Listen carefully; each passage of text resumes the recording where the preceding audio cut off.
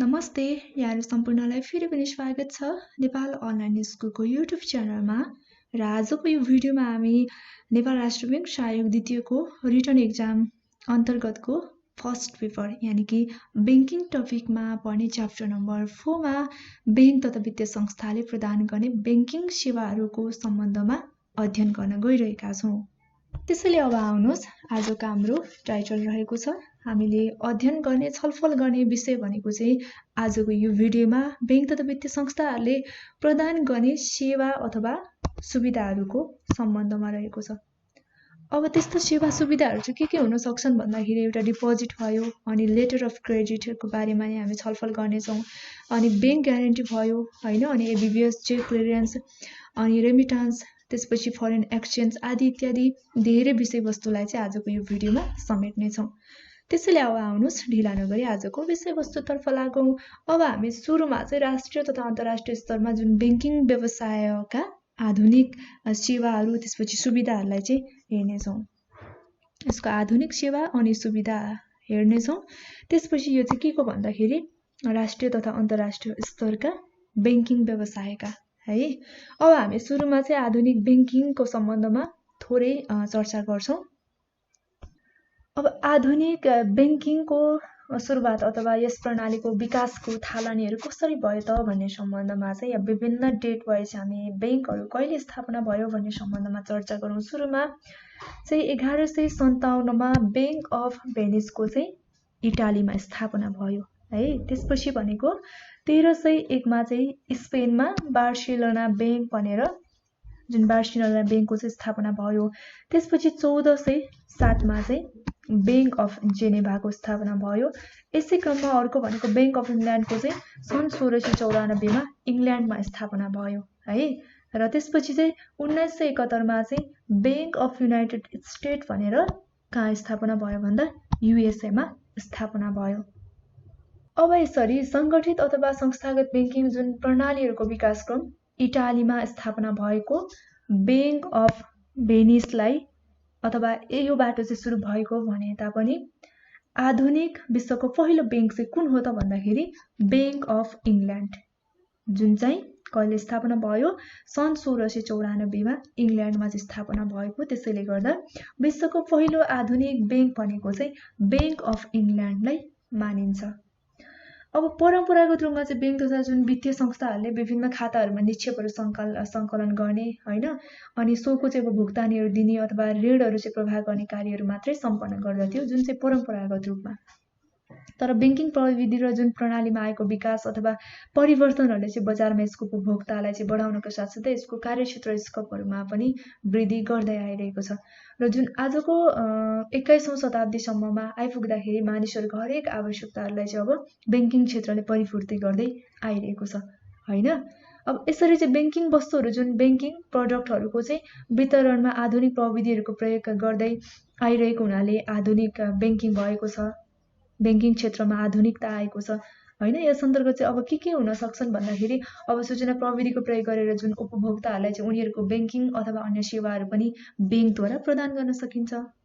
र यो चाहिँ भयो हामीले आधुनिक बैंकिङको सम्बन्धमा थोरै यसको पृष्ठभूमिलाई चाहिँ हेरेका छौं। अब यसपछि आधुनिक बैंकिङ प्रणालीका उपकरणहरू के रहेको छ त यसको टुल्सहरू के हुन सक्छन् भने मैले यहाँ 10वटा उपकरणलाई चाहिँ उल्लेख गरेकी छु। फर्स्टमा चाहिँ मोबाइल बैंकिङ भयो यसको उपकरण भनेको हैन। अनि त्यसपछि एसएमएस बैंकिङ भयो, इन्टरनेट अनलाइन बैंकिङ भयो, एटीएम भयो, त्यसपछि एबीबीएस सर्भिसहरू भयो, डेबिट क्रेडिट कार्ड भयो। त्यसपछि यो स्विफ्ट बारेमा हामी केही समयपछि यही भिडियोमा अध्ययन गर्नेछौँ। त्यसपछि भनेको पोइन्ट अन सेल्स सर्भिसहरू भयो, रेमिटान्स भयो, बिल्स पेमेन्ट सर्भिस आदि इत्यादि कुरा चाहिँ के हो त भन्दाखेरि आधुनिक बैंकिङ प्रणालीको उपकरण अथवा टुल्सहरू हो। अब यसपछि चाहिँ के छ भन्दाखेरि आधुनिक बैंकिङ प्रणालीको फाइदाहरू के रहेको छ त यो सम्बन्धमा पनि जानिराखौं। अब यसको फाइदाहरू चाहिँ पहिलो पोइन्टमा भनेको चाहिँ एउटा फाइदा के छ भने यसले चाहिँ ग्राहकहरूलाई सर्वसुलभ अथवा तीव्र गतिमा सेवाहरू प्रवाह गर्नका लागि मद्दत गर्छ है। तीव्र गतिमा सेवाहरू प्रवाह गर्नलाई मद्दत गर्छ। अर्को फाइदा के छ भने यसले भुक्तानीका लागि गरिने जुन मुद्राको प्रयोगमा कमी ल्याउँछ अर्को भनेको ग्राहकहरूले उपभोग गर्ने सेवाहरूको लागि चाहिँ बैंकिङ प्रणालीबाट भुक्तान गर्न सजिलो बनाएर चाहिँ यसले सहयोग गर्छ भने बैंकिङ व्यवसायको आम्दानीमा पनि वृद्धि गरेर यसले सहयोग गर्छ जुन आधुनिक बैंकिङ प्रणालीले। त्यसैगरी आर्थिक कर्मचारी अथवा व्यवस्थापकीय प्रशासनहरूलाई चाहिँ चुस्त दुरुस्त रूपमा राख्नको लागि पनि यसले सहयोग गर्छ। त्यति मात्र नभई जुन ग्राहक सेवामा अभिवृद्धि अथवा सेवाको गुणस्तरमा वृद्धि गर्नमा पनि सहयोग गर्छ। त्यसैगरी चाहिँ अब विस्तारित बैंकिङ सेवा अथवा वित्तीय समावेशितामा पनि वृद्धि ल्याउनमा यो आधुनिक बैंकिङ प्रणालीले फाइदा पुर्याउने गर्छ। र यो भयो हामीले आधुनिक बैंकिङ प्रणालीको चाहिँ फाइदाहरू के रहेको छ भन्ने सम्बन्धमा छोटकरीमा अध्ययन गर्यौं, विभिन्न पोइन्टहरुमा छलफल गर्यौं। अब यसपछि चाहिँ हामी निक्षेप सेवाको अवधारणा, त्यसपछि यसको स्रोत हैन, संकलन अथवा परिचालनको सम्बन्धमा चाहिँ छुट्टा छुट्टै अध्ययन गर्नेछौं। सुरुमा चाहिँ हामी बैंक डिपोजिटको बारेमा यानि कि बैंक निक्षेपको सम्बन्धमा थोरै चर्चा गर्छौं है।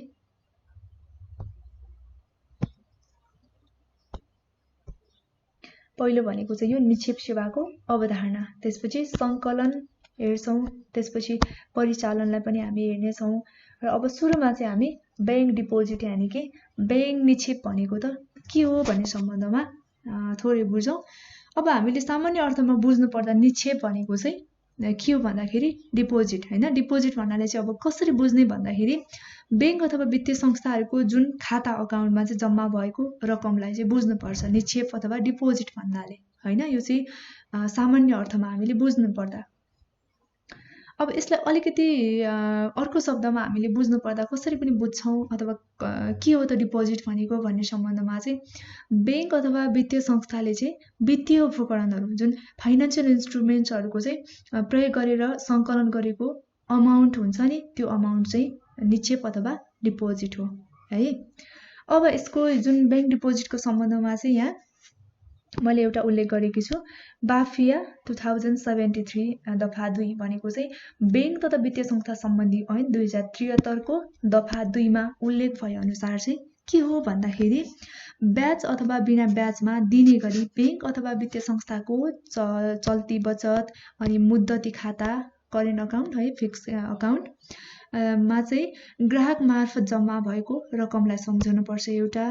अर्को भनेको चाहिँ सो शब्दले राष्ट्र बैंकले समय समयमा निर्धारण गरे बमोजिमको बैंक तथा वित्तीय संस्थाहरूले चाहिँ अब विभिन्न बैंकिङ अथवा वित्तीय उपकरणहरूको माध्यमबाट स्वीकार गरेको रकम समेतलाई चाहिँ बुझ्नुपर्छ हामीले डिपोजिट भन्नाले है। अब यो डिपोजिटको सम्बन्धमा भयो। अब चाहिँ हामी के हेर्छौं भन्दाखेरि बैंक निक्षेप अथवा खाताका प्रकारहरू हेर्छौं। डिपोजिट, त्यसपछि बैंक अकाउन्टहरू के रहेको छ भन्ने सम्बन्धमा यहाँ विभिन्न अकाउन्टको बारेमा चाहिँ हामी छोटो मिठोमा छलफल गर्नेछौं। पहिलो भनेको चाहिँ हाम्रो बचत निक्षेप अथवा खाता भनेको चाहिँ सेभिङ डिपोजिट एन्ड अकाउन्ट छ। अब यो चाहिँ कस्तो प्रकारको खाता हो भन्ने सम्बन्धमा यहाँ हेरिहालौं यसलाई। अब यो चाहिँ एउटा स्थायी आय स्रोत भएका जनसमुदायहरूलाई चाहिँ आफ्नो आम्दानीको केही हिस्सा भविष्यको लागि पनि बचत गराउने उद्देश्यले चाहिँ संकलन गरेको खातालाई चाहिँ के भनिन्छ त बचत खाता अथवा सेभिङ अकाउन्ट भनिन्छ है। यो चाहिँ अब स्थायी आय स्रोत भएको जनसमुदायहरूलाई चाहिँ के गरिन्छ त आफ्नो इन्कमको चाहिँ केही अंश अथवा भागहरू चाहिँ भविष्यको लागि सेभिङ गराउने उद्देश्यले सञ्चालन गरेको खाता हो।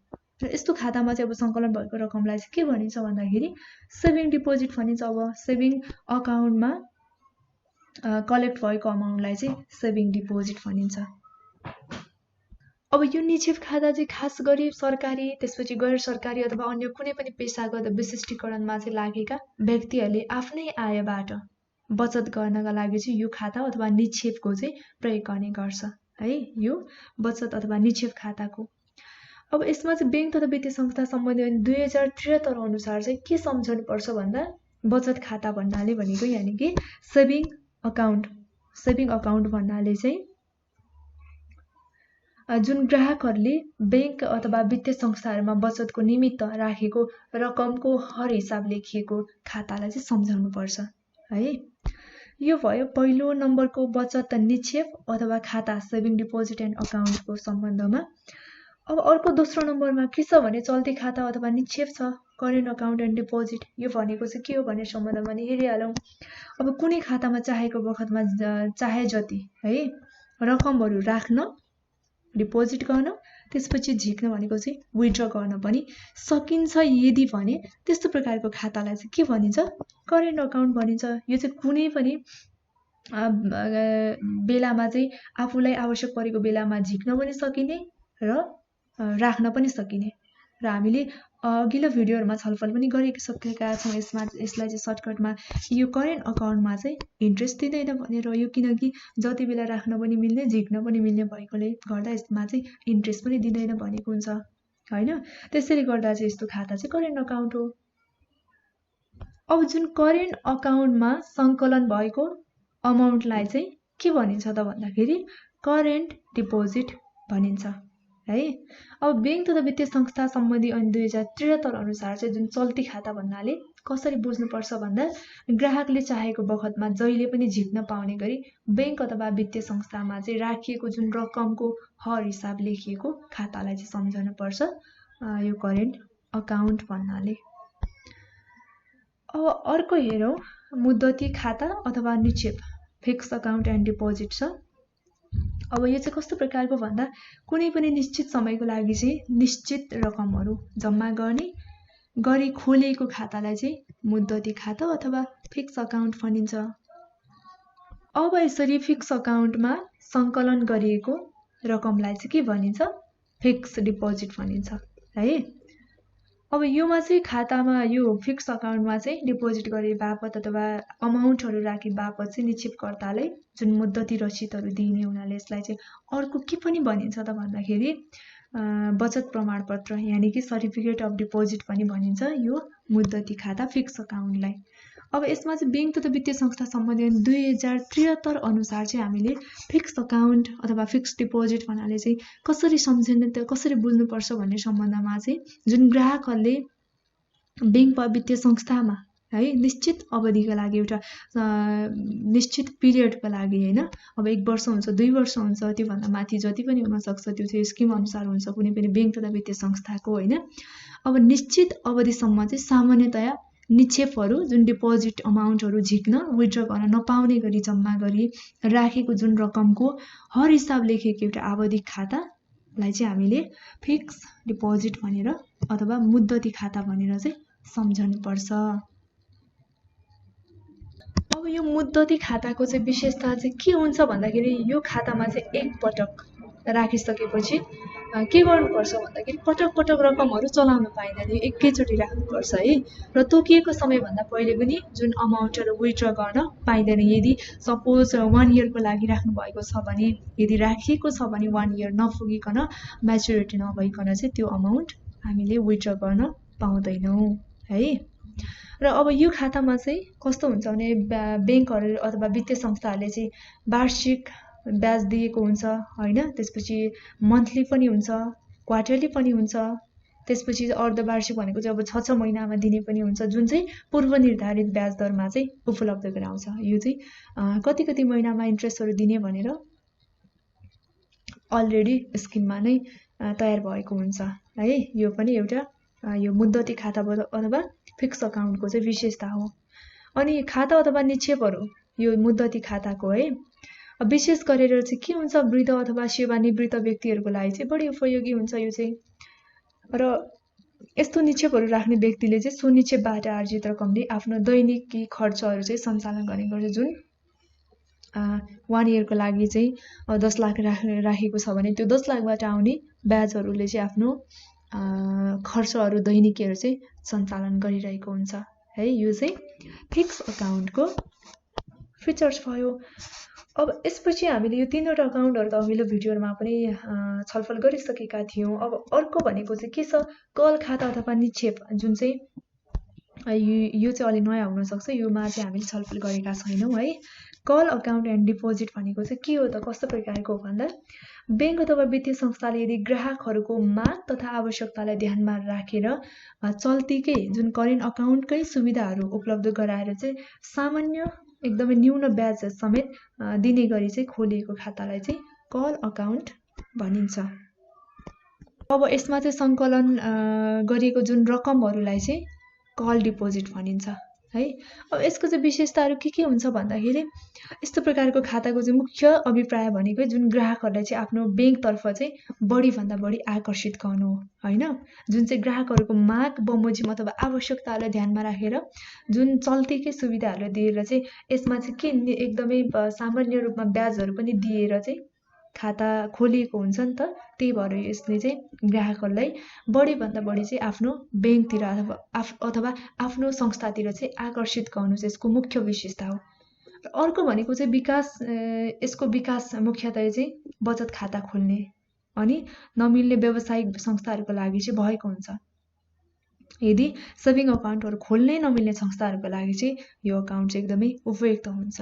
अनि यसले चाहिँ अब खाता बढाउन अथवा तुलनात्मक रूपमा चाहिँ लागतहरूलाई केही मात्रामा भए पनि कमी गर्न चाहिँ मद्दत गर्छ र हाल आएर चाहिँ यो प्रयोग अथवा माग दिन प्रतिवेदन बढ्दैछ है। यसको चाहिँ माग पनि बढिरहेको छ दिन प्रतिदिन रूपमा यो कल अकाउन्टको। अब यो त भयो कल अकाउन्टको बारेमा जानकारी। अब यसपछि चाहिँ हामी निक्षेप सङ्कलन यानि कि डिपोजिट कलेक्सनको बारेमा हेर्नेछौँ। अब मुख्यतया चाहिँ ब्याङ्कहरूले निक्षेपकर्ताको निक्षेप सङ्कलन गर्नका लागि चाहिँ विभिन्न खाताहरूको प्रयोग गर्ने गर्दछ। ती खाताहरू चाहिँ के हुन सक्छन् भन्दा एउटा चल्ती अकाउन्ट, करेन्ट अकाउन्ट भयो होइन। अर्को भनेको चाहिँ बचत खाता, सेभिङ अकाउन्ट, मुद्दती खाता भनेको चाहिँ फिक्स अकाउन्ट। यी खाताहरूको चाहिँ प्रयोग गर्ने गर्छ। र अब ब्याङ्कले ग्राहकहरूलाई दिने सेवा जस्तो सुकै भए पनि ब्याङ्क चाहिँ नितान्त के हो भन्दाखेरि एउटा वित्तीय संस्था हो, फाइनेन्सियल इन्स्टिट्युसन हो। र ब्याङ्कका लागि चाहिँ निक्षेपदाता र जुन निक्षेप क्रेता दुवै नै के हो त भन्दाखेरि ग्राहक हो होइन। अनि त्यसपछि अब आफ्ना जुन ग्राहकहरूको आवश्यकता अनुसार चाहिँ वित्तीय प्रबन्ध मिलाइदिने होइन। त्यसपछि व्यापारिक साखहरू सृजना गर्ने अथवा मुद्राको चाहिँ पूर्ति गर्ने अनि धनहरूको सुरक्षा गर्ने अल्पकालीन अथवा दीर्घकालीन रूपमा चाहिँ जुन वित्तीय सेवा सुविधाहरू चाहिँ ब्याङ्कले प्रदान गर्ने गर्दछन्। जुन चाहिँ अब यो विभिन्न खाताहरूमा सङ्कलन गरिएको निक्षेपको आधारमा ग्राहकहरूलाई पनि त्यही अनुसार विभिन्न सेवा सुविधाहरू चाहिँ उपलब्ध गराइरहेको हुन्छ। अब यसपछि हामी निक्षेप सङ्कलनमा प्रभाव पार्ने तत्त्वहरूको बारेमा हेर्छौँ। अब कुन कुराहरूले चाहिँ निक्षेप सङ्कलनमा चाहिँ यानि कि डिपोजिट कलेक्सनमा चाहिँ प्रभाव पार्दछ त, त्यस्तो इलिमेन्ट्सहरू के रहेको छ भन्ने सम्बन्धमा यहाँ हेरौँ थोरै। अब एउटा भनेको चाहिँ जनताको आय स्तर छ। जनताको आय स्तरले चाहिँ अब डिपोजिट कलेक्सनमा कसरी प्रभाव पार्छ त भन्दाखेरि अब जनताको जुन डिपोजिट गर्ने व्यक्तिको ग्राहकको चाहिँ आय स्तर इन्कम कति छ त। इन्कम बढी छ उसले बढी नै डिपोजिट गर्छ, यदि इन्कम कम छ भने उसले कम नै डिपोजिट गर्छ। त्यसले गर्दा यो जनताको आय स्तरले पनि निक्षेप सङ्कलनमा चाहिँ प्रभाव पार्ने काम गर्छ है।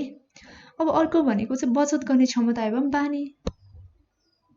अब हामीले थाहा पाइसक्यौँ एक त जनताको आय स्तरले प्रभाव पार्ने भयो, आय स्तरका आधारमा चाहिँ अब डिपोजिट कति गर्ने हो भन्ने कुरा पनि भयो। अब यदि आय स्तर पनि राम्रै छ होइन तर बचत गर्ने बानी छ कि छैन त, इन्कम त बढी नै भइरहेको छ तर सेभिङ चाहिँ गर्छ कि गर्दैन त, उसको इन्कमको कति प्रतिशत अथवा कति हिस्सा चाहिँ सेभिङ गर्छ भन्ने कुरा पनि यहाँ चाहिँ जुन बचत गर्ने क्षमता एवं बानीले पनि के गर्छ निक्षेप सङ्कलनमा चाहिँ प्रभाव पार्ने काम गर्छ। यदि बानी नै छैन भने त उसले डिपोजिट गर्ने नै भएन होइन। त्यसैले गर्दा यसले पनि डिपोजिट कलेक्सनमा चाहिँ प्रभाव पार्ने काम गर्छ।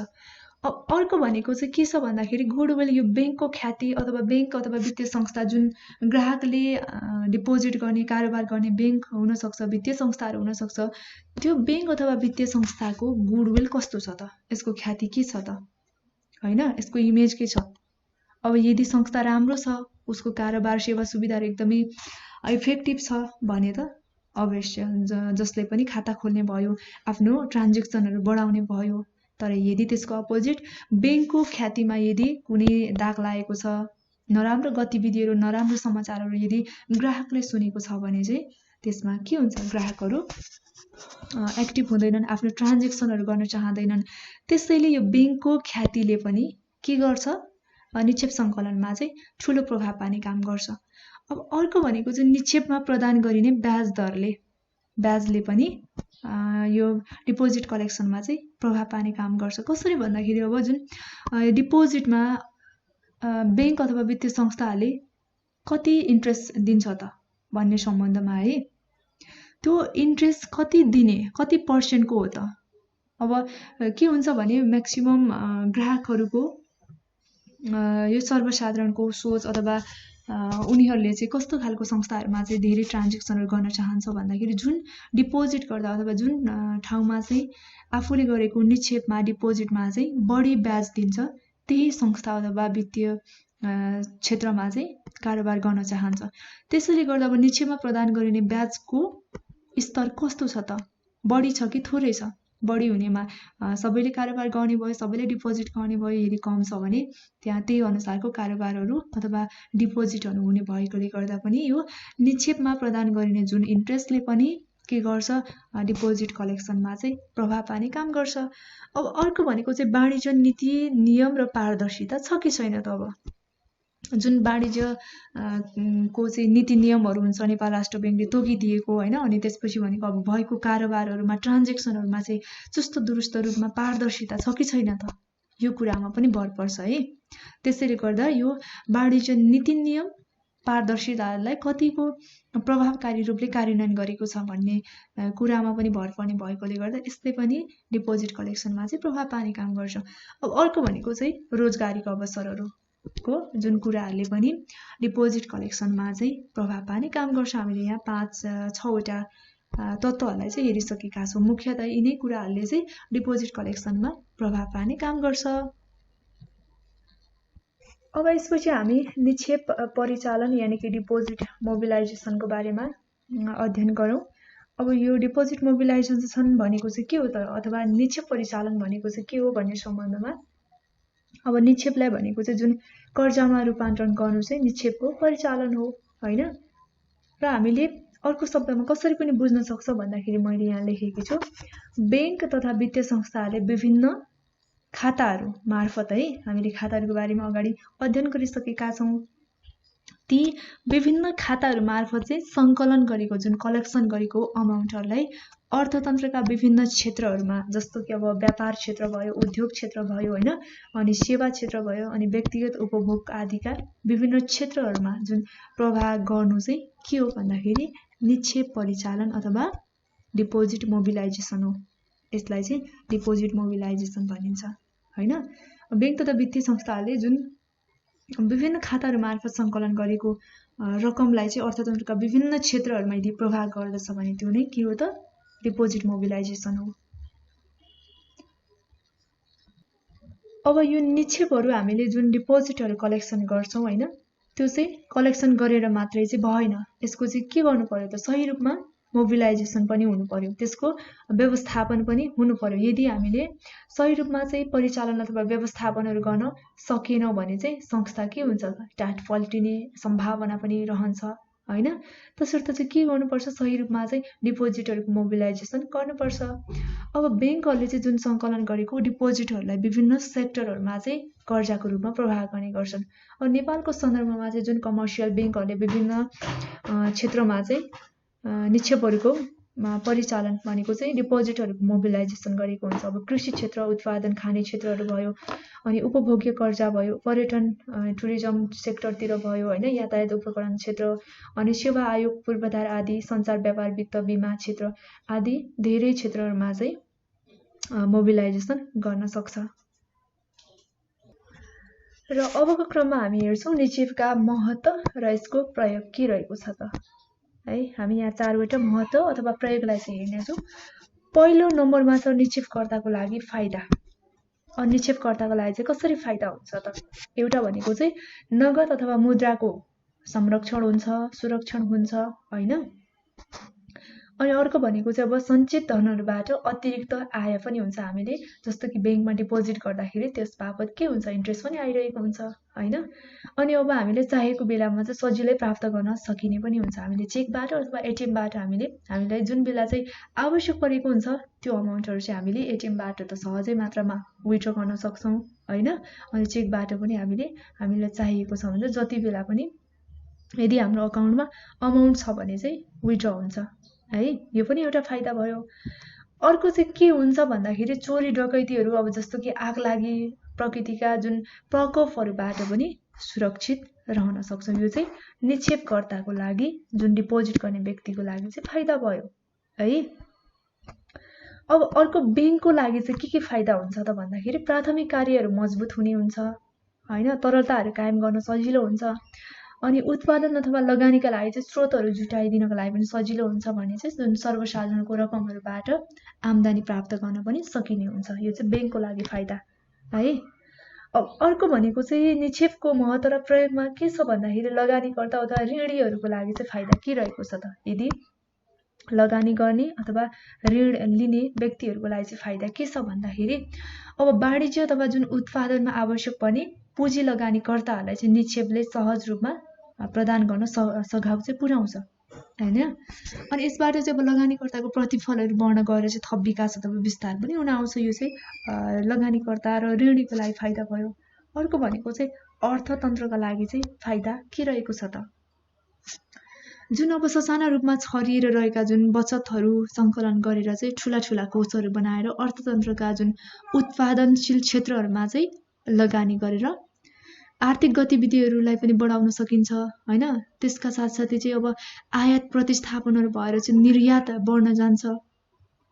यसबाट चाहिँ अब राष्ट्रिय अर्थतन्त्र पनि बलियो हुन्छ, सबल मजबुत हुन्छ, प्रभावशाली हुन्छ र विस्तारित भइकन चाहिँ जुन मुलुकको उन्नतिको दिशातर्फ चाहिँ अघि बढ्छ, मुलुकलाई आर्थिक रूपले समृद्ध बनाउन पनि मद्दत गर्छ है। यो चाहिँ निक्षेपको महत्त्व र प्रयोग भयो। अब यसपछि चाहिँ हामी कर्जा व्यवस्थापन लेन्डिङ म्यानेजमेन्टको बारेमा अध्ययन गर्नेछौँ। यो कर्जा व्यवस्थापन भनेको के हो भन्ने सम्बन्धमा हामी सुरुमा बुझ्छौँ। अब सुरुमा चाहिँ हामी कर्जा लगानी भनेको चाहिँ के हो त है।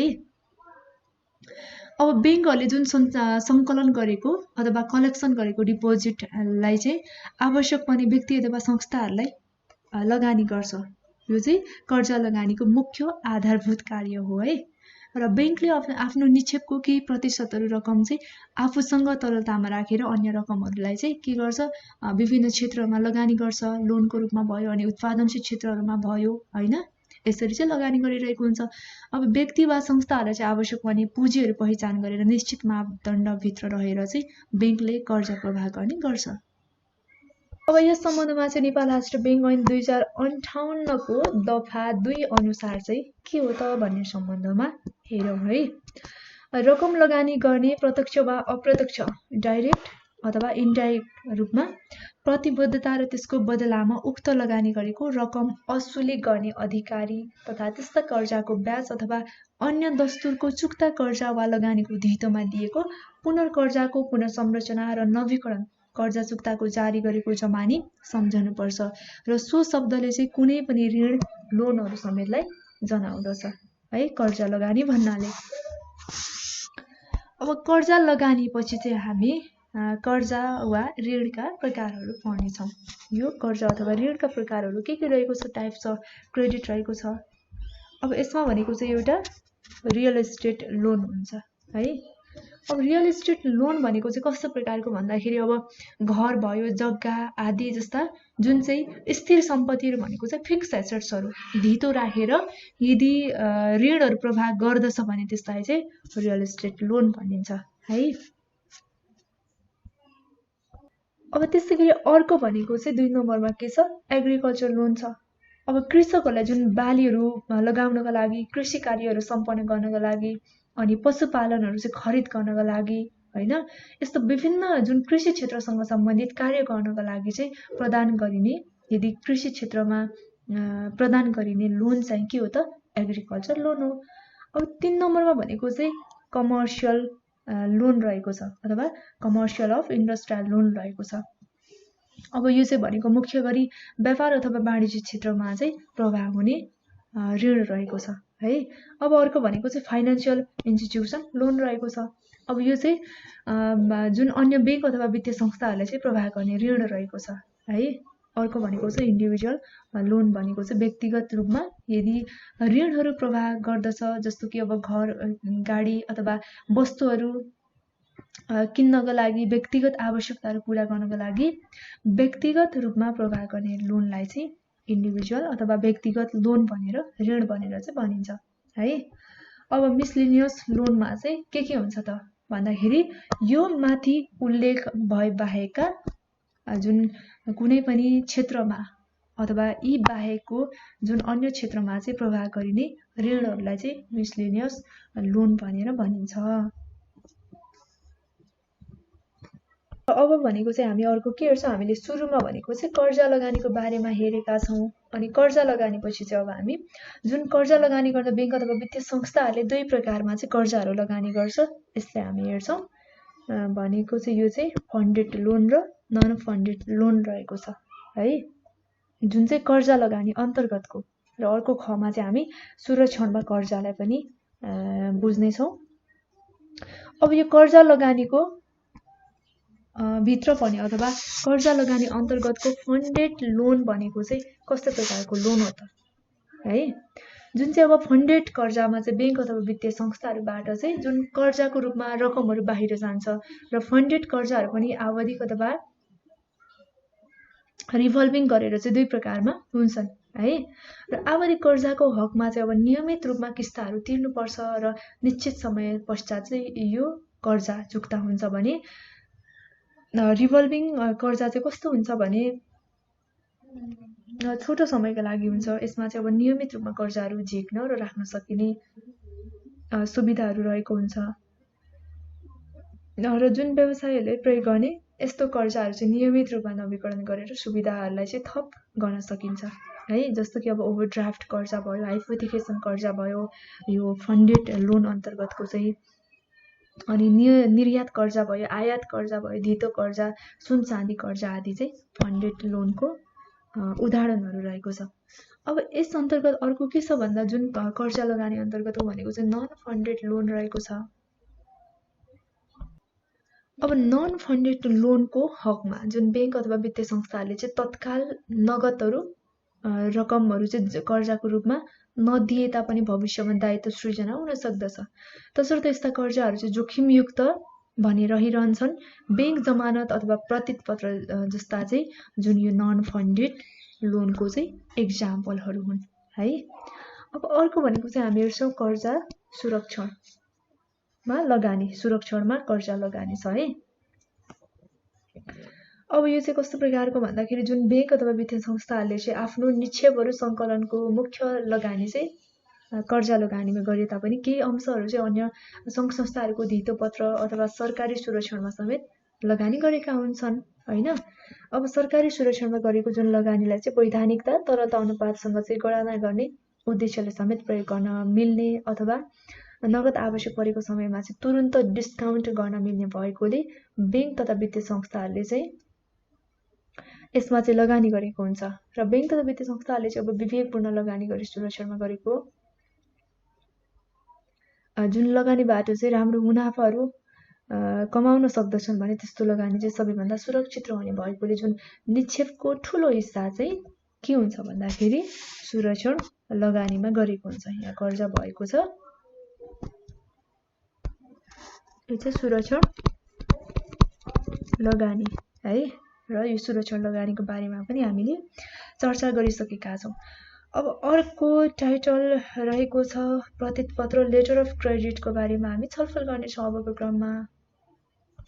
अब यो प्रतिपत्र अथवा लेटर अफ क्रेडिटको चाहिँ जुन मानव सभ्यताको विकास सँगसँगै व्यापार व्यवसायहरूको विस्तार हुँदै गयो अनि अन्तर्राष्ट्रिय रूपमा यसले रूप पनि लिँदै गयो होइन। अनि दुई देशमा रहेका जुन व्यापारीहरू बीचमा चाहिँ व्यापारिक सम्बन्धहरू स्थापना हुँदाखेरि उठ्न सक्ने जुन उत्पन्न हुन सक्ने सृजना हुन सक्ने विवाद समाधान गर्नका लागि चाहिँ प्रतिपत्रको विकास भएको पाइन्छ। अब प्रतिपत्र भनेको चाहिँ कसरी बुझ्ने अथवा के हो त भन्ने सम्बन्धमा चाहिँ जुन ग्राहकको अनुरोधमा एक बैंकले अर्को बैंकको नाममा कुनै व्यक्तिको यति रुपैयाँले तोकेको शर्तमा तोकेको व्यक्तिलाई चाहिँ भुक्तानी दिनु भनेर लेखेको एउटा पत्रलाई नै के भनिन्छ? प्रतिपत्र अथवा लेटर अफ क्रेडिट भनिन्छ। जुन चाहिँ एउटा बैंकले अर्को बैंकको नाममा है कुनै पनि व्यक्तिले अब यति रकम चाहिँ तोकेको छ सो शर्तमा, जुन व्यक्तिले तोकेको रकमको शर्तमा चाहिँ तोकेको व्यक्तिलाई चाहिँ भुक्तानी दिनु भनेर लेखेको पत्र नै लेटर अफ क्रेडिट हो है। र यो प्रतिपत्र भनेको चाहिँ एक प्रकारको प्रतिबद्धता पनि हो, कमिटमेन्ट जस्तो पनि हो हैन। यसमा चाहिँ अब के हुन्छ यस्तो प्रतिबद्धतामा भन्दाखेरि एउटा बैंकले आफ्नो ग्राहकको अनुरोधमा चाहिँ अर्को बैंकका ग्राहकहरूलाई चाहिँ उसको बैंक मार्फत गरिएको हुन्छ है। यसमा चाहिँ तोकिएको शर्तहरू पूरा भएका छन् भने कुनै तेस्रो पक्षलाई तोकिएका कागजातहरूका रूपमा अनुरोधमा चाहिँ भुक्तानी दिने ग्यारेन्टी गरिएको हुन्छ। अब जुन प्रतिपत्रको आवश्यकता चाहिँ के हुन्छ भन्दाखेरि प्रतिपत्रले चाहिँ जुन आयात र निर्यातकर्ता दुवैलाई चाहिँ सुरक्षा प्रदान गर्छ। त्यसका साथसाथै आयातकर्ताले चाहिँ गुणस्तर र परिमाणको सुनिश्चितता खोजेको हुन्छ भने निर्यातकर्ताले चाहिँ समयमा भुक्तानीहरू पाउने सुनिश्चितता पनि चाहेको हुन्छ। र प्रतिपत्रबाट चाहिँ जुन कारोबारहरू गरिरहँदा निर्यातकर्ताको कागजबाट जुन आयातकर्ताले चाहे बमोजिमको गुणस्तर अनि परिमाण प्रमाणित नभएसम्म चाहिँ भुक्तानी नदिने हुँदा आयातकर्ता सुरक्षित हुन्छ भने निर्यातकर्ता पनि आफूले बिक्री गरेको वस्तुसँग चाहिँ सम्बन्धित कागजातहरू आफूले रोजेको स्थानीय बैंकमा चाहिँ पेश गरेपछि भुक्तानी पाउने कुरामा चाहिँ ढुक्क हुने भएकोले के हुन्छ त भन्दाखेरि प्रतिपत्रलाई चाहिँ सुरक्षित पनि मानिन्छ है। अब प्रतिपत्रको महत्त्व चाहिँ के हुन्छ भन्दाखेरि अब प्रतिपत्रले अन्तर्राष्ट्रिय बजारमा चाहिँ सहजीकरण गर्छ हैन।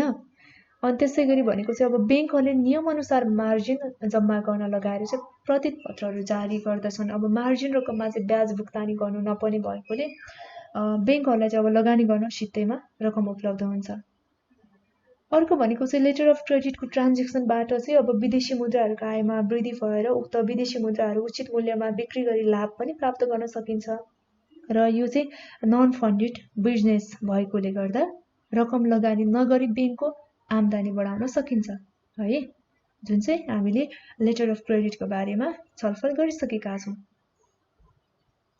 अब यसपछि चाहिँ हामी पढ्छौँ बैंक ग्यारेन्टी यानि कि बैंक जमानतको सम्बन्धमा, जुन चाहिँ हामीले आजको यो भिडियोमा चाहिँ हेरिरहेका छौँ। विभिन्न बैंक तथा वित्तीय संस्थाहरूले प्रदान गर्ने सेवा अथवा सुविधाहरूको सम्बन्धमा यो पनि एउटा के हो, बैंक जमानत पनि एउटा बैंक तथा वित्तीय संस्थाहरूले चाहिँ प्रदान गर्ने बैंकिङ सेवाहरू अन्तर्गत पर्ने एउटा सेवा रहेको छ है। अब हामी बैंक जमानत भनेको के हो भन्ने सम्बन्धमा चर्चा गर्नेछौँ। अब बैंक जमानतमा चाहिँ कुनै दुई पक्षहरू बीचमा कारोबार हुँदाखेरि ट्रान्जेक्सन हुँदाखेरि यदि अविश्वासको सम्भावनाहरू रहेको छ भने हैन, अथवा अविश्वासको सम्भावनाहरू पनि हुन्छ कुनै दुई पक्ष बीचमा कारोबारहरू गर्दाखेरि हैन। यसमा चाहिँ अब कुनै एउटा पक्षले अब सम्झौताको परिपालना नगर्दाखेरि अर्को पक्षलाई चाहिँ के हुन्छ, जोखिम सृजना हुन सक्छ। र यस्तो जोखिमलाई चाहिँ अब न्यूनीकरण गर्नका लागि चाहिँ बैंक जमानत कारोबारको प्रचलनले चाहिँ व्यापकता पाएको छ है। अब यहाँ हेरौँ पोइन्टमा, बैंक जमानत अब कुनै कानुनी व्यक्ति वा संस्थाको तर्फबाट बैंकले जारी गरेको एउटा प्रतिबद्धता हो है। यो प्रतिबद्धता कसैले आफ्नो जिम्मेवारी वा जवाफदेही पूरा नगरेको कारणबाट चाहिँ जमानत धनीलाई कुनै प्रकारको हानि नोक्सानी भएमा शोध भर्नका लागि चाहिँ गरिएको एउटा वचनबद्धता पनि हो। त्यसैले यसले चाहिँ व्यवसायी जगतमा तरल सतहको भूमिका निर्वाह गर्ने गर्छ। के को तरल सतहको भूमिका निर्वाह गर्ने गर्छ भने यसका साथसाथै अब विभिन्न पक्ष विपक्षको बीचमा चाहिँ आपसी विवाद एवं समझदारीहरू पनि विकसित गराएर चाहिँ कार्य सम्पादनमा सहयोग पनि पुर्याउने काम गर्छ यो बैंक जमानतले। अब जमानत बैंक अथवा वित्तीय संस्थाहरूले चाहिँ आफ्नो मन खुसीले जे जति पनि चाहिँ जारी गर्न सक्दैन। त्यसैले चाहिँ अब यसका लागि जुन देशको केन्द्रीय बैंकबाट चाहिँ विभिन्न प्रकारका सीमा अथवा जुन शर्तहरूको समेत व्यवस्था गरेको पाइन्छ। त्यस कारणले गर्दा चाहिँ अब केन्द्रीय बैंकको सीमा अथवा निर्देशनभित्र रहेर चाहिँ भविष्यमा आफ्ना लागि अप्ठ्यारो नपर्ने गरी है बैंक अथवा वित्तीय संस्थाहरूले चाहिँ कार्य गर्नुपर्छ। र साथमा चाहिँ अब देशमा भएका विद्यमान ऐन कानुन र नियमहरूलाई पनि ध्यानमा राखेर चाहिँ अघि बढ्न जरुरी हुन्छ। यो चाहिँ बैंक जमानत। अब यसरी हामीले बैंक जमानत भनेको चाहिँ कसरी बुझ्ने त भन्दाखेरि जुन ग्राहकले आफूले पूरा गर्नुपर्ने प्रतिबद्धताहरू पूरा नगरेमा चाहिँ बैंक जिम्मेवार हुने गरी जुन ग्राहकको तर्फबाट भुक्तानी गर्न मन्जुर गरेको प्रतिबद्धतालाई चाहिँ बैंक जमानत भनेर बुझ्नुपर्छ। अथवा जुन प्रतिबद्धतालाई चाहिँ हामी बैंक जमानत भनेर भन्छौँ है। यो चाहिँ बैंक जमानतको सम्बन्धमा भयो। अब यसपछि चाहिँ हामी अब हामी यो स्विफ्टको बारेमा अध्ययन गर्नेछौँ। यसको चाहिँ फुल फर्म के हो भन्दाखेरि यो प्री टेस्टमा अथवा ब्याङ्किङ एक्जामहरूमा चाहिँ प्रायः दोहोरिरहेको हुन्छ, सोधिरहेको हुन्छ, इम्पोर्टेन्ट पनि रहेको छ। यो SWIFT को चाहिँ फुल फर्म के हो त भन्दाखेरि society for world wide interbank financial telecommunication रहेको छ है। यसको फुल फर्म चाहिँ जुन स्विफ्टको चाहिँ फुल फर्म भनेको society for world wide interbank financial telecommunication रहेको छ। यो मोस्ट इम्पोर्टेन्ट रहेको छ प्री टेस्ट एक्जामको लागि र ब्याङ्किङको लागि पनि एकदमै महत्त्वपूर्ण रहेको छ है।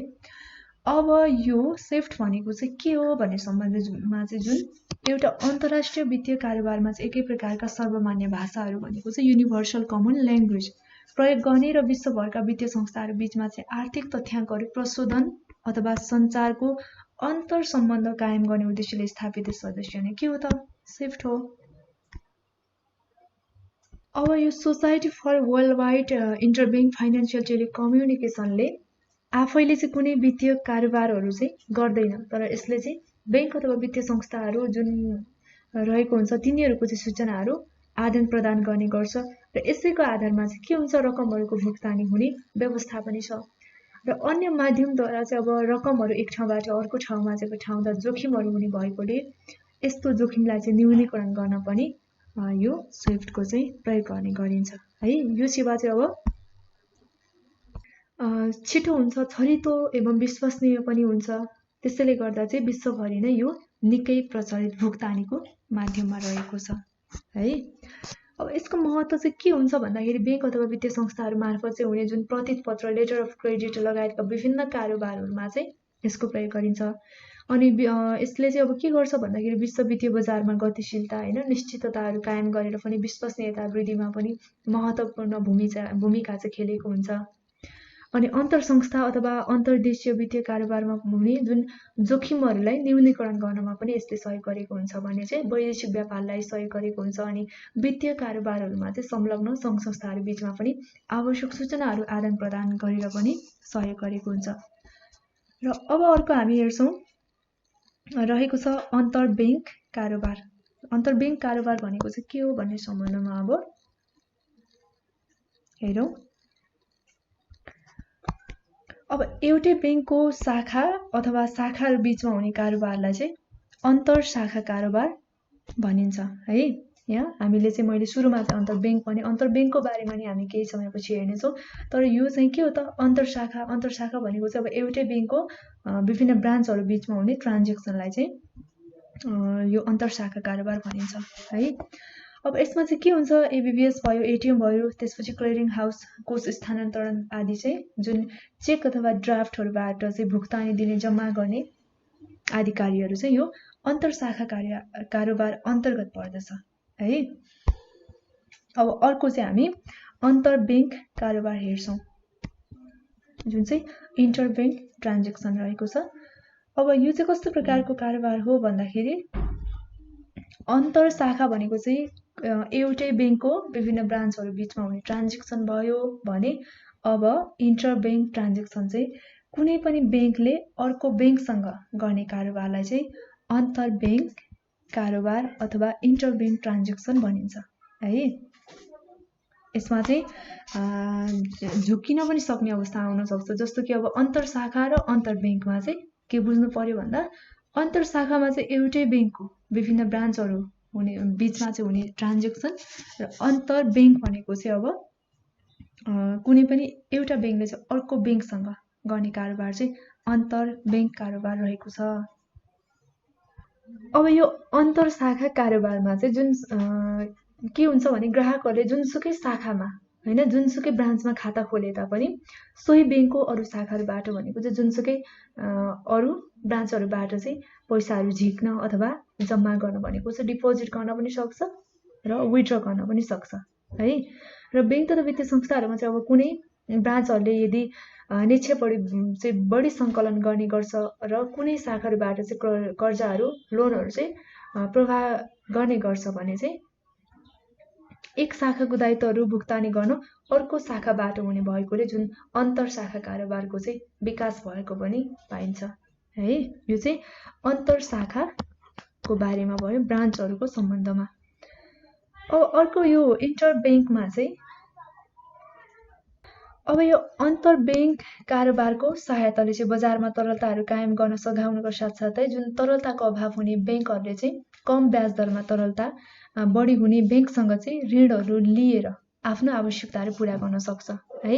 यसले अब सर्ट टर्ममा चाहिँ जुन ब्याङ्कहरूलाई लगानीको राम्रो अवसरहरू प्रदान गर्छ अनि साथसाथै चाहिँ जुन तरलताको अभावले गर्दा ब्याङ्कहरूलाई चाहिँ पर्ने जोखिमहरूबाट पनि बचाउन सक्छ है। यो चाहिँ इन्टर ब्याङ्क भनेको चाहिँ कस्तो भन्दाखेरि जस्तो नेपाल ब्याङ्क लिमिटेडले चाहिँ वाणिज्य ब्याङ्कसँग कारोबार गर्दछ भने त्यो चाहिँ के हो, इन्टर ब्याङ्क ट्रान्जेक्सन हो।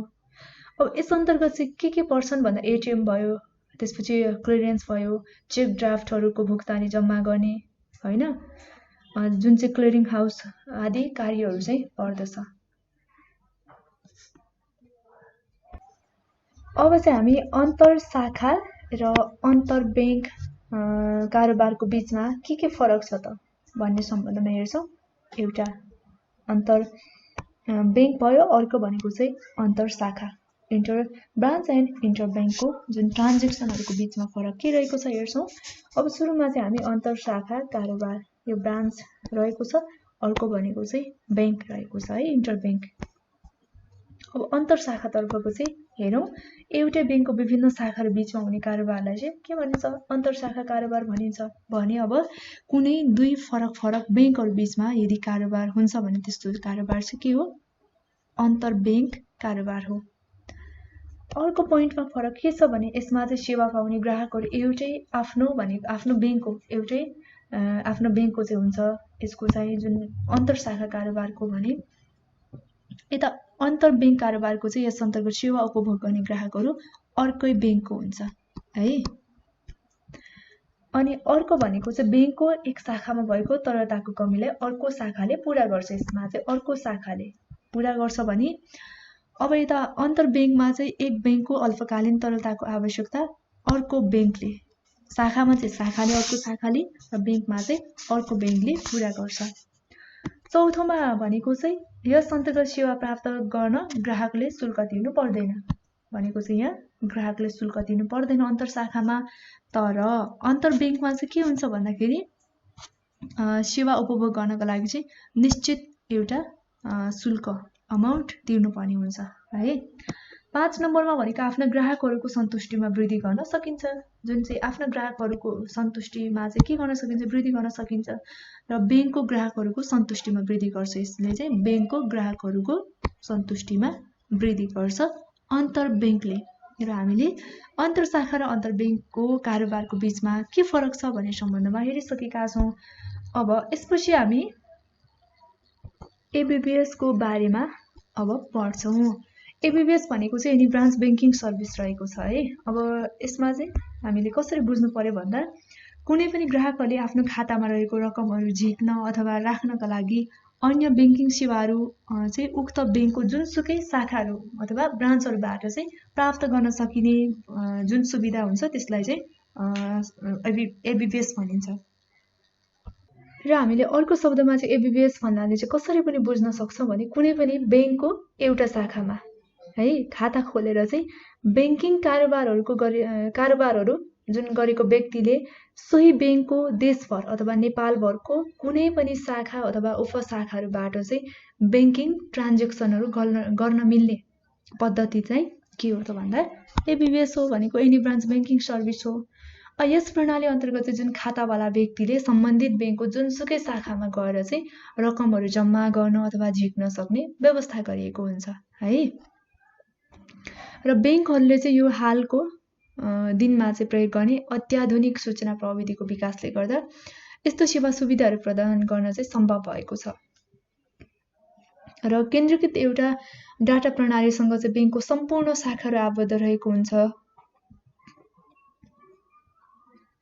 अनि यसरी चाहिँ कुनै पनि अब शाखामा रहेको जुन ग्राहकहरूको विवरण केन्द्रहरू डाटाबेसमा चाहिँ उपलब्ध हुने गर्छ, जसले गर्दा चाहिँ कुनै पनि शाखाबाट त्यस्तो ग्राहकहरूले आफ्नो वित्तीय कारोबारहरू चाहिँ सञ्चालन गर्न सक्छन् है। र एबिबिएस प्रणालीले चाहिँ जुन ब्याङ्किङ ग्राहकहरूसँग चाहिँ ब्याङ्किङ कारोबारहरूमा सरलता, मितव्ययिता, सहजता होइन सुरक्षाको व्यवस्था पनि गरेको हुन्छ। यसबाट चाहिँ अब शीघ्र अथवा प्रभावकारी सेवाहरू पनि प्राप्त गर्न सकिन्छ। र अब एबीबीएस को फाइदा अथवा सुविधाहरू चाहिँ के हुन सक्छन् भन्दाखेरि अब यो बैंकको जुनसुकै शाखाबाट पनि बैंकिङ ट्रान्ज्याक्सनहरू गर्न सकिने भयो, एउटा फाइदा सुविधा भयो हैन। अर्को भनेको चाहिँ अब बैंकको जुनसुकै ब्रान्चहरूबाट चेकबुकहरू पनि लिन सकिने भयो है। त्यसैगरी अब अर्को के पनि हुन सक्छ भने चेकहरूको भुक्तानी रोक्का गर्न पनि सकिन्छ हैन। अनि जुनसुकै ठाउँको अब शाखामा चाहिँ नगदहरू डिपोजिट गर्न विथड्र गर्न पनि सकिन्छ। त्यसैगरी बैंक अब जुनसुकै शाखाहरूबाट चाहिँ क्यासहरू कलेक्सन गर्न पनि सकिन्छ।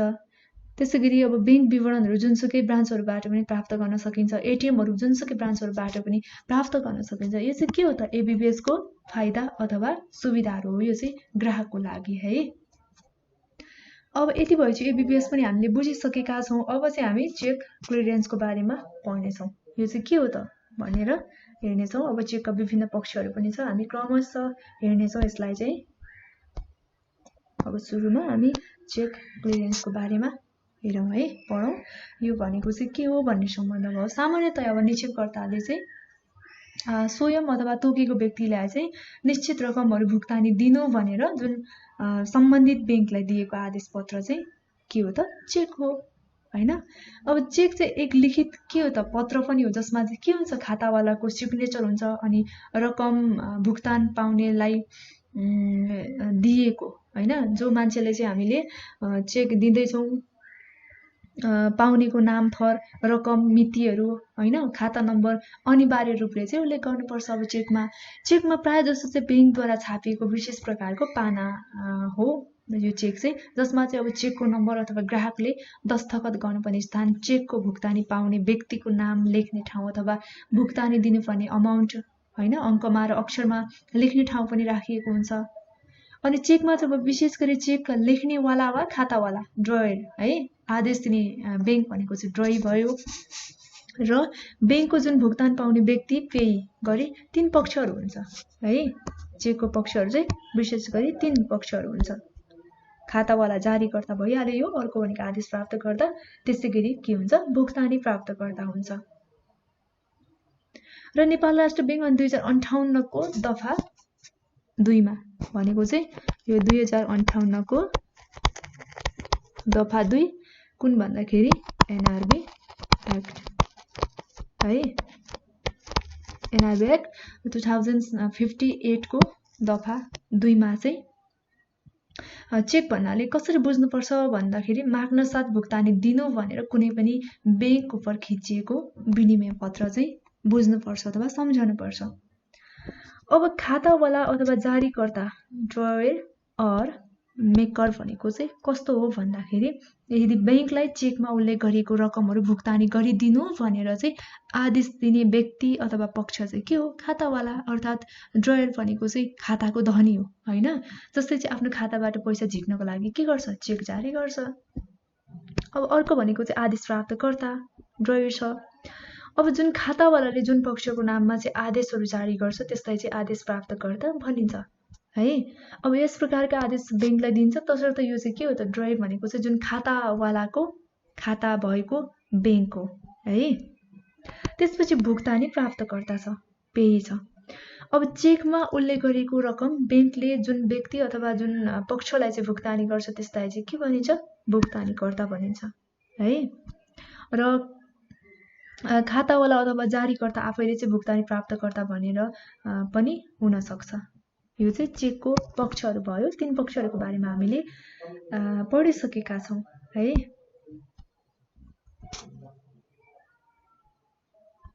अब चेकको विशेषताहरू चाहिँ के हुन्छ भन्दाखेरि चेक चाहिँ खास गरी एउटा लिखित आदेश हो। यसमा चाहिँ खातावालाको जुन अकाउन्ट होल्डरको चाहिँ सिग्नेचर अनिवार्य हुन्छ हैन। अनि यो चाहिँ एउटा निशर्त आदेश पनि, यसको चाहिँ पालना गर्नु के हो बैंकको कर्तव्य पनि हुन जान्छ। अनि खातावालाको खाता भएको बैंक उपर चाहिँ खिचिएको हुन्छ अनि निश्चित रकमको हुन्छ र सो रकमहरू अङ्कमा हैन अमाउन्टमा र वर्डमा पनि लेख्नुपर्ने चाहिँ हुन्छ। यो चेकको बारेमा यति बुझ्दा हुन्छ। हामीलाई थाहा नै छ चेकको बारेमा धेरै कुरा है। अब चेक क्लियरेन्स भनेको चाहिँ के हो त? यो चाहिँ बैंक अथवा वित्तीय संस्थाले आफ्ना ग्राहकहरूको रकम एक खाताबाट अर्को खातामा हस्तान्तरण गर्ने प्रक्रिया चाहिँ चेक क्लियरेन्स हो। अब चेक क्लियरेन्सको सम्बन्धमा चाहिँ हामी एक्जाम्पलबाटै बुझौँ है, एकदमै सर्टकटमा बुझ्छौँ। अब मानव एक्जाम्पलको लागि चाहिँ राम भन्ने व्यक्तिले चाहिँ श्याम भन्ने व्यक्तिलाई दिनुपर्ने रकम चाहिँ कति छ भन्दाखेरि सपोज 1 लाख छ अरे है। यो चाहिँ रामले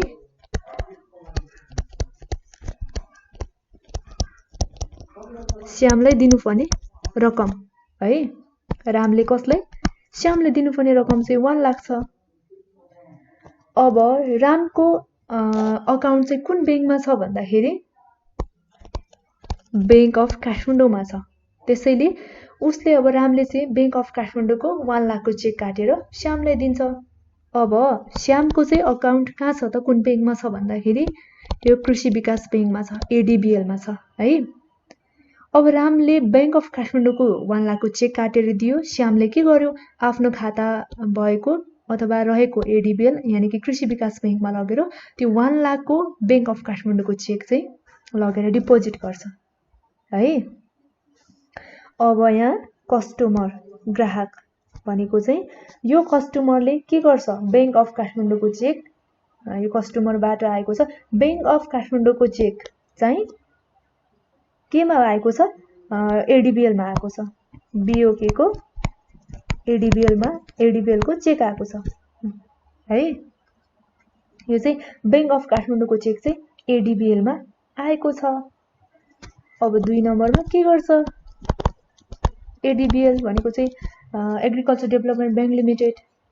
अब जुन यो ग्राहक कस्टमरबाट प्राप्त भएको चेक कुन हो त? बैंक अफ काठमाडौँको हो नि चेक त है, रामको चेक है। रामको चेक श्यामलाई दिएको, श्यामले कहाँ लग्यो? एडीबीएलमा दियो। अब एडीबीएलमा चाहिँ चेक कहाँको आएको छ त? बीओके भनेको चाहिँ बैंक अफ काठमाडौँको चेक प्राप्त भयो। अब चेकको परीक्षण पश्चात चाहिँ एडीबीएलले कहाँ पठाउँछ त? एडीबीएलले भन्दाखेरि 3 नम्बरमा कहाँ पठाउँछ? यो चाहिँ क्लियरिङ हाउसमा पठाउँछ है।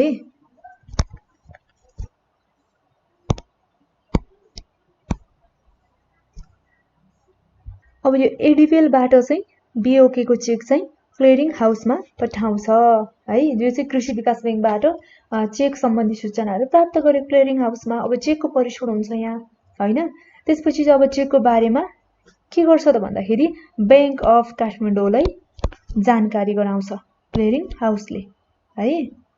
यसबाट चाहिँ बैंक अफ काठमाडौँलाई या बीओकेलाई चाहिँ जानकारी गराउँछ क्लियरिङ हाउसले। अब यो क्लियरिङ हाउसबाट चेक सम्बन्धी जानकारीहरू प्राप्त भएपछि जुन चेक सम्बन्धी चाहिँ सम्पूर्ण विवरणहरू ठिक छ कि छैन भनेर निरीक्षण गर्छ। केले भन्दाखेरि बैंक अफ काठमाडौँ जुन क्लियरिङ हाउसबाट प्राप्त भएको जानकारीहरू है। त्यसपछि चेकहरू अब स्वीकृत अस्वीकृत के भएको छ भन्ने सम्बन्धमा जानकारी यो बैंक अफ काठमाडौँबाट चाहिँ कहाँ हुन्छ भन्दाखेरि यो बैंक अफ काठमाडौँमा हुन्छ। बैंक अफ काठमाडौँले चाहिँ अब चेकहरू स्वीकृत गरेमा कृषि विकास बैंकलाई चाहिँ के गर्छ त भन्दाखेरि यदि चेक स्वीकृत भएको छ भने हरियो सिग्नल दिन्छ हो। त्यसपछि भनेको चाहिँ यदि अस्वीकृत भयो भने चाहिँ रातो सिग्नल दिन्छ है। अब हामीलाई थाहा छ चेक त कहाँको थियो भन्दाखेरि सुरुमा बैंक अफ काठमाडौँको चेक हो हैन। त्यो चाहिँ अब कहाँ आइपुगेको थियो भन्दाखेरि एडीबीएलमा आएको थियो। एडीबीएलले चाहिँ अब कहाँ पठायो भन्दा क्लियरिङ हाउसको लागि पठायो हाउसमा हैन। त्यसपछि अब क्लियरिङ हाउसमा पठाइसकेपछि के गर्छ भन्दाखेरि जुन चेक सम्बन्धी चाहिँ सम्पूर्ण विवरणहरू निरीक्षण गर्छ। चेकहरू स्वीकृत अस्वीकृत के भएको छ भनेर जानकारी चाहिँ बैंक अफ काठमाडौँले चाहिँ चेक यदि प्राप्त गर्छ हैन। चेकहरू चाहिँ अब स्वीकृत भएमा कृषि विकास बैंकलाई के गर्छ बैंक अफ काठमाडौँले है।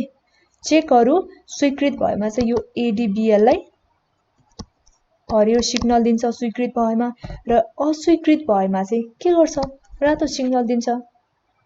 अब जुन यो क्लियरिङ हाउसबाट प्राप्त भएको जानकारी है हरियो सिग्नल पाइएमा चाहिँ ग्राहकलाई रकम प्रदान गर्छ। र अब क्लियरिङ हाउसबाट चाहिँ जुन रातो सिग्नल प्राप्त भएमा चाहिँ ग्राहकलाई के गर्छ चेक रिटर्न गर्छ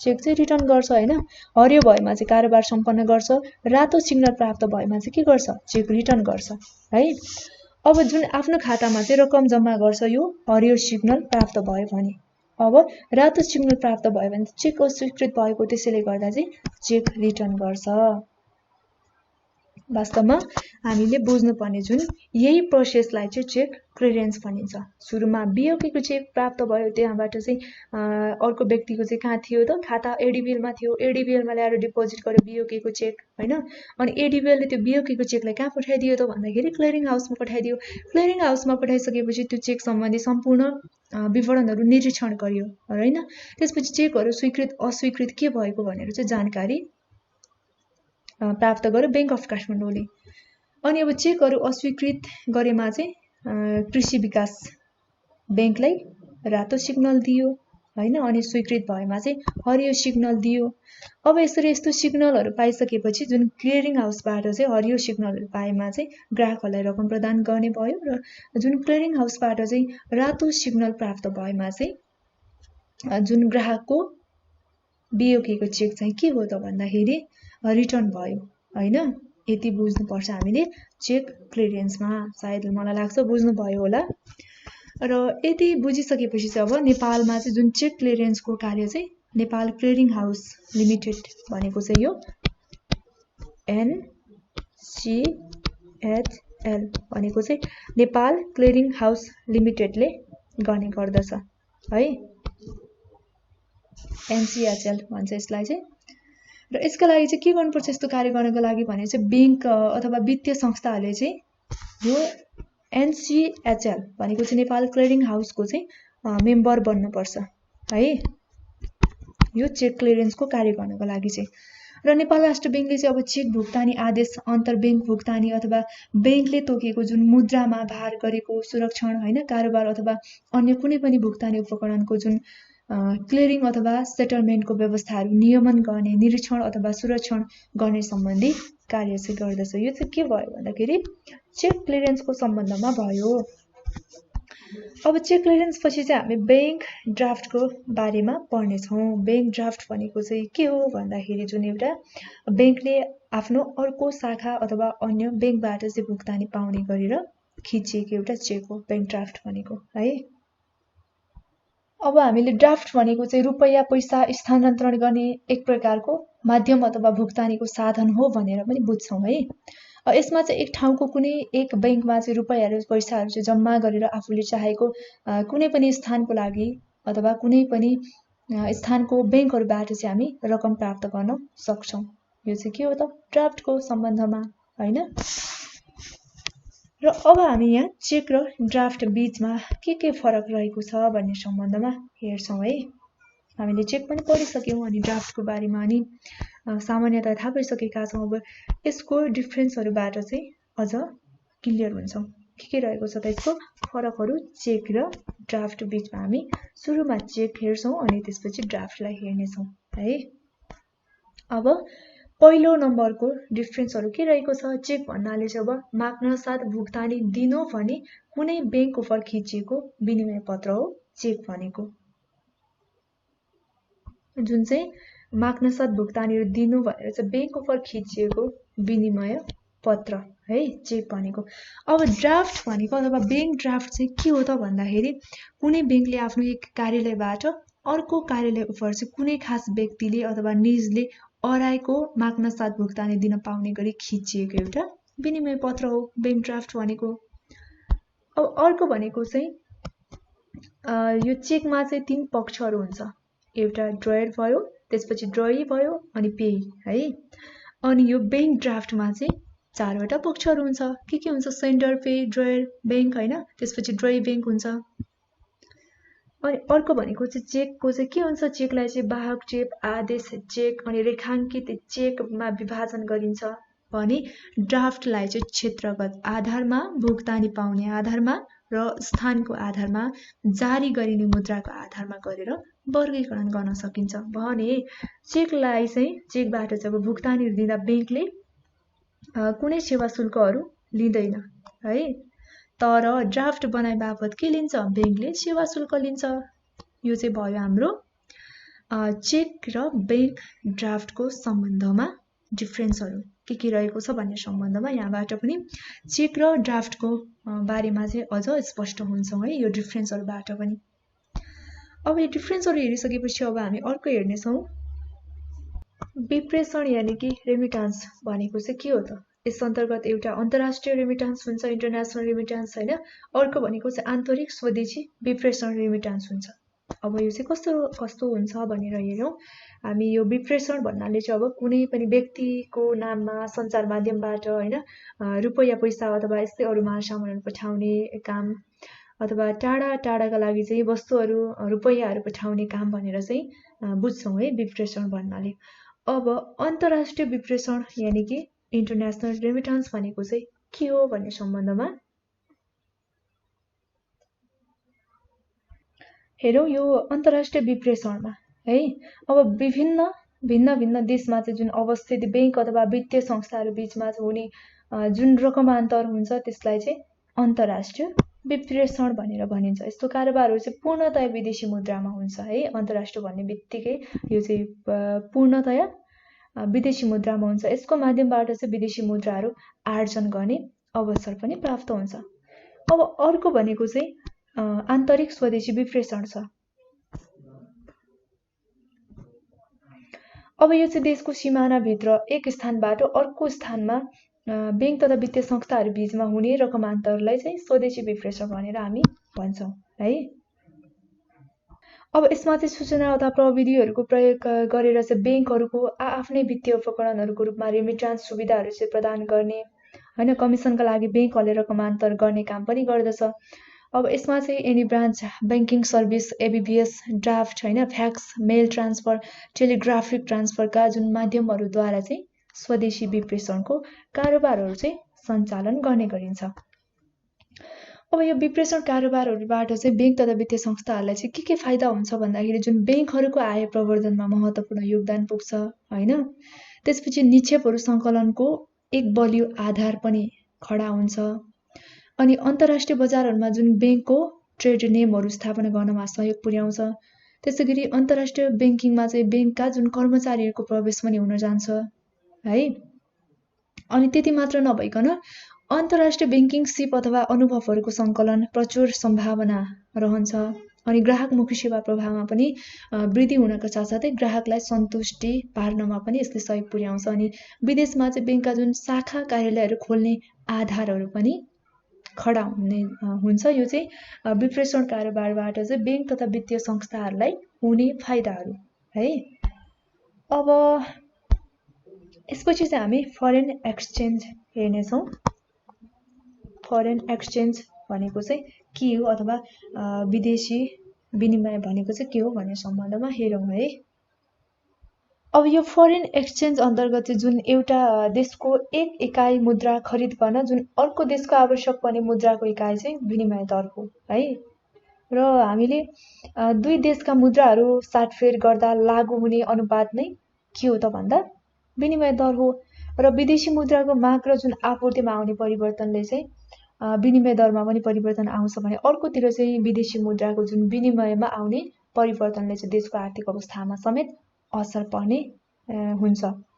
र विनिमय दरमा आउने परिवर्तनले जुन देशको आर्थिक अवस्थामा चाहिँ नकारात्मक असर पर्न नदिनका लागि चाहिँ विभिन्न देशहरूले आफ्ना आर्थिक अवस्थाहरू अनुसार चाहिँ विनिमय दर प्रणालीहरू लागू गरेको हुन्छ। यिनीहरूलाई चाहिँ हामी देहाई बमोजिम हेर्नेछौँ है। फर्स्टमा चाहिँ छ स्थायी विनिमय दर प्रणाली। यो चाहिँ फिक्स्ड एक्सचेन्ज रेट सिस्टम रहेको छ। अब यो चाहिँ कस्तो प्रकारको हो भन्दाखेरि जुन वैदेशिक मुद्राको भनेको विदेशी मुद्राको चाहिँ खरिद बिक्रीहरू सम्बन्धी देशको मौद्रिक अधिकारीहरूद्वारा तोकिएको विनिमय दरमा गरिन्छ भने त्यस प्रकारको विनिमय प्रणालीलाई चाहिँ के भनिन्छ? स्थायी विनिमय प्रणाली भनिन्छ है। त्यसैगरी यस प्रकारको प्रणालीमा चाहिँ कानुनद्वारा नै विनिमय दर निर्धारण गरिएको हुन्छ अथवा मौद्रिक अधिकारीहरूले चाहिँ विनिमय बजारमा चाहिँ हस्तक्षेप गरेर चाहिँ विनिमय दरलाई स्थिर राख्ने गरिन्छ हैन। अनि स्थायी विनिमय दर जुन प्रणालीले वस्तुको मूल्य स्थिर राख्न पनि मद्दत गर्छ अनि अन्तर्राष्ट्रिय पुँजी प्रवाहलाई चाहिँ पनि स्थायित्व प्रदान गर्न वैदेशिक लगानीहरूमा चाहिँ जोखिम र अनिश्चितताहरू कम गर्नको लागि पनि यसको यो भनेको चाहिँ स्थायी विनिमय दर प्रणालीको चाहिँ मुख्य भूमिका रहेको हुन्छ, सकारात्मक पक्ष हो। अब अर्को भनेको चाहिँ परिवर्तनशील विनिमय दर प्रणाली रहेको छ। अब यो चाहिँ सरकारी अथवा मौद्रिक अधिकारीहरूद्वारा चाहिँ जुन विनिमय निर्धारण नभई मुद्राको माग र आपूर्तिद्वारा चाहिँ विनिमय दरहरू बढ्ने अथवा घट्ने अर्थात् निर्धारण हुने प्रणालीलाई चाहिँ परिवर्तनशील विनिमय दर प्रणाली भनिन्छ। यस प्रणालीमा चाहिँ के हुन्छ भने कुनै पनि मुद्राको मागभन्दा आपूर्तिहरू धेरै भएमा अन्य मुद्रासँगको विनिमय दर चाहिँ जुन बढ्छ भने आपूर्तिहरू कम भएमा अन्य मुद्रासँगको विनिमय दर चाहिँ घट्ने हुन्छ। कुनमा? परिवर्तनशील विनिमय दर प्रणालीमा। र परिवर्तनशील विनिमय दर अन्तर्गत चाहिँ मौद्रिक नीति स्वतन्त्र होइन प्रभावकारी हुन्छ भने चाहिँ विनिमय दरमा हुने जुन नियमित परिवर्तनले गर्दा पुँजी गतिशीलताबाट पनि उत्पन्न हुन सक्ने स्थिर विनिमय दरका समस्याहरूलाई बचाउनको साथसाथै बाह्य सन्तुलन कायम गर्नका लागि पनि सहयोग पुग्छ।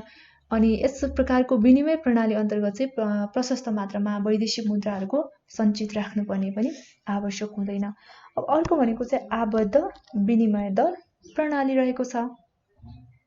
अब आबद्ध विनिमय दर प्रणाली अन्तर्गत चाहिँ अब कुनै पनि एक वा निश्चित देशका मुद्रासँग चाहिँ स्थायी विनिमय दर निर्धारण गरिन्छ है, स्थायी विनिमय दर निर्धारण गरिन्छ र एकपटक विनिमय दर निर्धारण गरिसकेपछि चाहिँ आबद्ध देशका मुद्राहरूको विनिमय दर भविष्यमा समानुपातिक रूपमा चाहिँ परिवर्तन भएको हुन्छ है।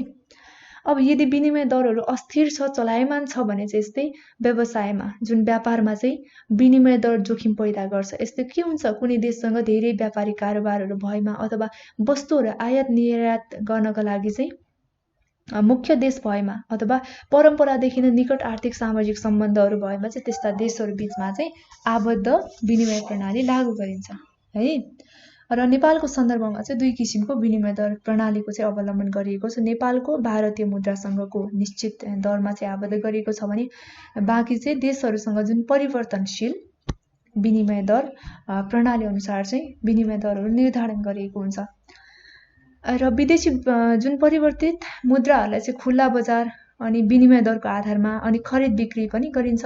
यसका लागि चाहिँ अमेरिकी डलरलाई पनि परिवर्तन मुद्रा कायम गरिएको छ र सोको आधारमा चाहिँ विनिमय मुद्राको विनिमय गरिन्छ, विदेशी मुद्राको है। यो चाहिँ हामीले फरेन एक्सचेन्ज अन्तर्गतका विभिन्न विनिमय दर प्रणालीको बारेमा अध्ययन गरिसकेका छौँ। ओके, हामीले आजको यो भिडियोमा चाहिँ च्याप्टर नम्बर 4 मा हाम्रो टाइटल भनेको चाहिँ बैंक तथा वित्तीय संस्थाले प्रदान गर्ने बैंकिङ सेवाहरूको बारेमा अध्ययन गरिसकेका छौँ है। त्यसमा चाहिँ हामीले बैंकिङ सर्भिसहरू चाहिँ के छन् भन्दाखेरि डिपोजिट पनि हेऱ्यौँ, लेटर अफ क्रेडिट होइन, अनि बैंक ग्यारेन्टीहरू भयो, सेफ्टहरू भयो, अनि एबिबिएस भयो, cheque clearance, remittance, foreign exchange लगायत धेरै हामीले विषयवस्तुमा चाहिँ छलफल गरेका छौँ आजको यो भिडियोमा। अब हामी आजको यो भिडियो सकेपछि चाहिँ विषयवस्तुमा त छलफल गरिसकेका छौँ। अब हामीले छलफल गरेको विषयवस्तुबाट चाहिँ एक्जामको हिसाबले कस्तो कस्तो प्रश्नहरू सोध्न सक्छन् भन्ने सम्बन्धमा पनि अन्त्यमा छलफल गर्छौँ है। मैले यसमा चाहिँ प्रश्न चाहिँ लेखिनँ, म तपाईँलाई चाहिँ बताउने छु, तपाईँले प्र्याक्टिस गर्न सक्नुहुन्छ। यो च्याप्टरबाट पास्ट क्वेसनहरू के छ मोडल क्वेसनहरू भन्दाखेरि एउटा एनबिएल 6th लेभलको 2066 सालमा सोधेको भनेको चाहिँ define lending, discuss the lending process of commercial bank भनेर सोधेको छ एउटा प्रश्न है। अनि अर्को एडिबिएल लेभल 7th 2067 मा पनि सोधेको एउटा प्रश्न छ। यसमा चाहिँ credit process is the process of granting credit to borrowers, explain भनेर पनि सोधेको छ। यो चाहिँ एडिबिएलको रहेको छ है। अर्को भनेको define deposit, explain the time of deposit भनेर एडिबिएल लेभल 4th मा चाहिँ 2064 मा एउटा प्रश्न सोधेको छ। अनि अरू भनेको चाहिँ हर साल चाहिँ सोधेको चाहिँ छैन, तर हामीले चाहिँ केमा प्र्याक्टिस गर्न सक्छौँ भन्दाखेरि अब वाणिज्य ब्याङ्कहरूले निक्षेप सङ्कलन अथवा कर्जा प्रवाहमा चाहिँ सामना गर्नु परिरहेका चुनौतीहरू उल्लेख गर्नुहोस् भनेर प्रश्न बनाएर पनि हामीले प्र्याक्टिस गर्न सक्छौँ होइन। अनि ब्याङ्कमा खाता खोल्ने विधि उल्लेख गर्दै खाता खोल्दा अथवा सञ्चालन गर्दा ध्यान दिनुपर्ने कुराहरूको बारेमा नि हामीले प्र्याक्टिस गर्न सक्छौँ। अनि बैंक तथा वित्तीय संस्थाहरूले चाहिँ प्रवाह गर्ने कर्जाको बारेमा उल्लेख गर्न सक्छौँ। त्यसपछि प्रतित पत्रको परिचय दिँदै चाहिँ प्रतित पत्र अथवा बैंक जमानत बीचमा भएको भिन्नताहरू पनि उल्लेख गर्न सक्छौँ। त्यसैगरी निक्षेप भन्नाले के बुझ्नुहुन्छ डिपोजिट भन्नाले हैन, अनि बचत खाता अथवा मुद्दती खाता बीचमा चाहिँ के फरक रहेको छ। त्यसैगरी हामीले चाहिँ चेक क्लियरेन्स अनि विनिमय दर हैन, त्यसपछि स्विफ्ट अनि त्यसपछि रेमिटान्स चेक ड्राफ्ट आदिको बारेमा पनि पढिसकेका छौँ। यसको बारेमा चाहिँ टिप्पणी लेख्नुहोस् भनेर पनि आउन सक्ने सम्भावना त हुन्छ, तर अहिलेसम्म सोधेको चाहिँ छैन है। त्यसैले हामीले चाहिँ डिटेलमा अब प्रश्नहरू बनाएर चाहिँ प्र्याक्टिस गर्न सक्छौँ, नोटहरू बनाउन सक्छौँ है। आजको भिडियो यति नै, जुन चाहिँ हाम्रो बैंक तथा वित्तीय संस्थाले प्रदान गर्ने विभिन्न ब्याङ्किङ सेवाहरूसँग सम्बन्धित रहेको थियो। र अर्को भिडियोमा अर्को टपिकको साथमा उपस्थित हुनेछु। तपाईँ सम्पूर्णलाई धेरै धेरै धन्यवाद। हवस् त, नमस्ते।